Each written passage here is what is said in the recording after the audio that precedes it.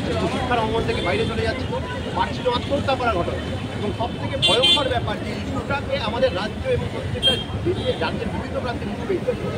কারণ এই যে বোর্ডগুলো সেন্ট্রাল পরীক্ষাগুলো সেন্ট্রাল বোর্ডের কোশ্চেন পেপার হিসেবে সেট হচ্ছে এবং রাজ্যের বোর্ড যেখানে বেশিরভাগ স্টুডেন্ট পড়ে তারা সেই সুযোগ সুবিধা পাচ্ছে না, অর্থাৎ তারা শিক্ষার বাইরে চলে যাচ্ছে। সুতরাং তাই জন্য এই যে একটা বড় অংশের ছাত্র যারা বাইরে চলে যাচ্ছে তাদের বিরুদ্ধে যে সরকারের যে ষড়যন্ত্র এবং তার সঙ্গে সঙ্গে প্রত্যেকদিন প্রতিনিয়ত এটা একটা ছেলে মানুষই চলছে যে, এবং সেখানে দাঁড়িয়ে ধর্মেন্দ্র প্রধান বলুন, এখানে একটা প্রতিমন্ত্রী রয়েছে রাজ্য থেকে কৃপান্ত মজুমদার, তারা কোনো কথা বলছে না, বরং তারা এটাকে বলছে, জাস্টিফাই করছে এখানে কোনো স্ক্যাম হয়নি। স্ক্যাম করতে গেলে যখনই দেখা যাচ্ছে যে স্ক্যামগুলোতে এই হরিয়ানায় একটা সেন্টার থেকে 8 জন তারা ফার্স্ট হয়েছে এবং সেই সেন্টার চালাচ্ছে বিজেপির নেতারা। সেখানে চালু করছে নিজেদের প্রত্যেকটা এমপিএ থেকে শুরু করে দোষী মাথায়